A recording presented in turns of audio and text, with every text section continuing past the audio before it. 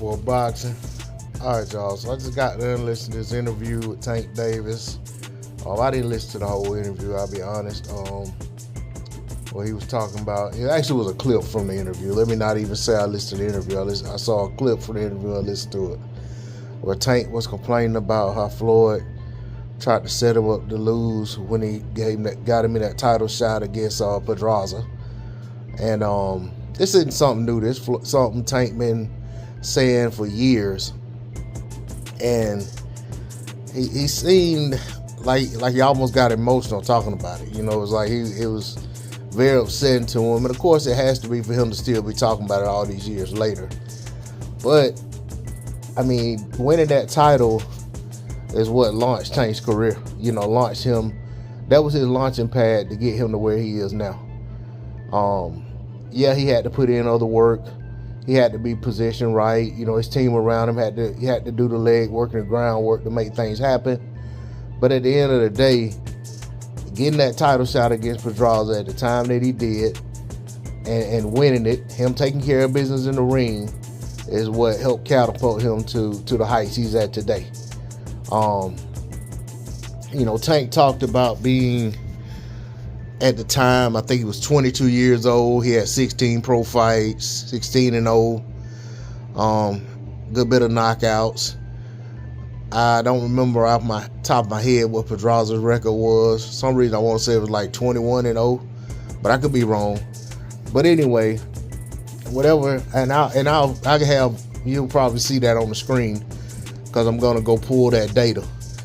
But the whole him pouting about it all these years later, it just blows my mind, because it's like Tank can't see the forest for the trees.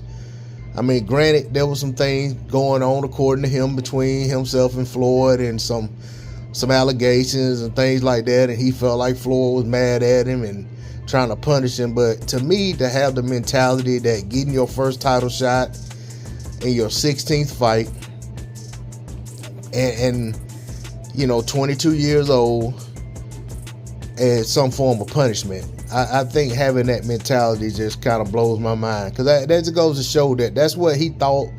He made his mind up that that's what happened back then, and all these years later, he still has that same mindset. He hasn't been able to see the benefit of that. I think he sees any benefit that came from that was just all on the strength of what he went in there and done in the ring, but with the thinking that he wasn't supposed to do it.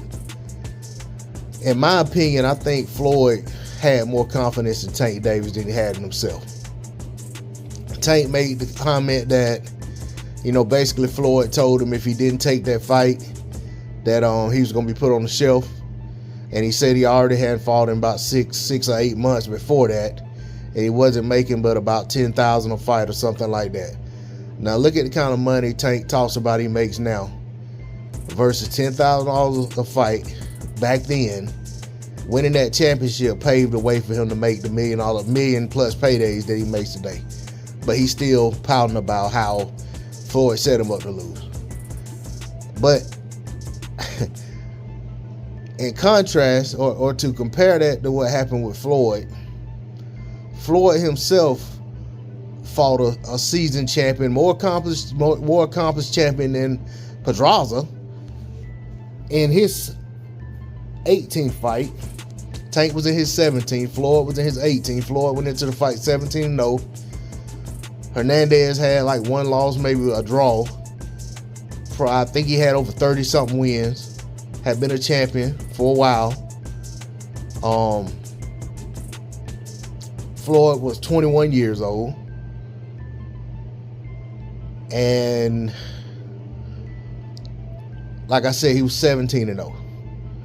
Floyd went in there and took care of business. I don't remember hearing Floyd complain about Bob Arum trying to set him up to lose when he put him in that situation.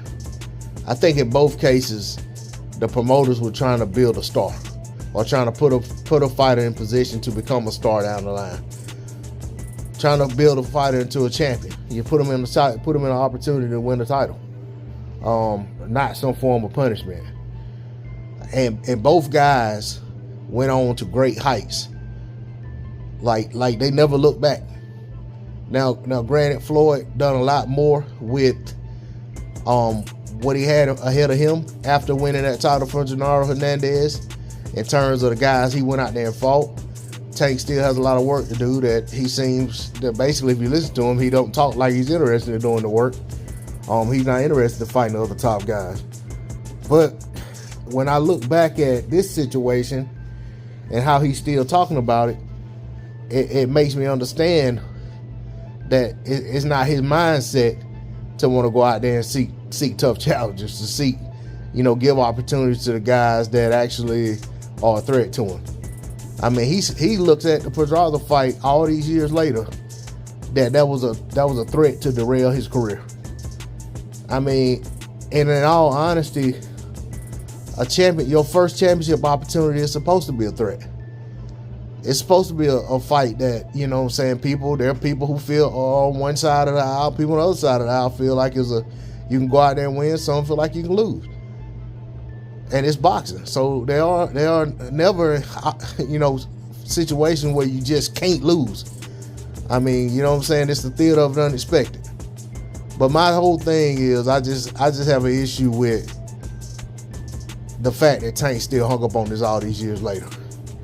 And that he's still, unable to move past that. And I think that has a lot to do with why we see Tank move the way he does today.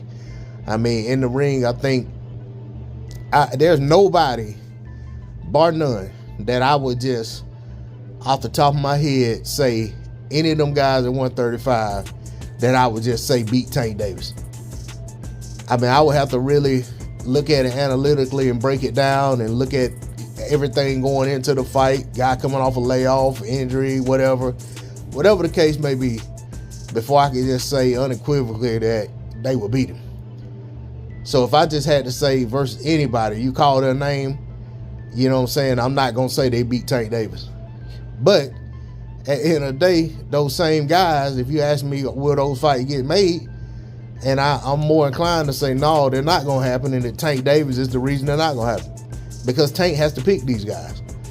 They're not going to force Tank to fight anybody. And that's just the way it is. If Tank wants to fight him, the fights can happen. If he doesn't want to, the fight's not going to happen. It's simple as that. But I'm going to leave it at that. That's all I got on D-Lo 404 Boxing. Like, share, comment, subscribe. Catch y'all on the next. Peace.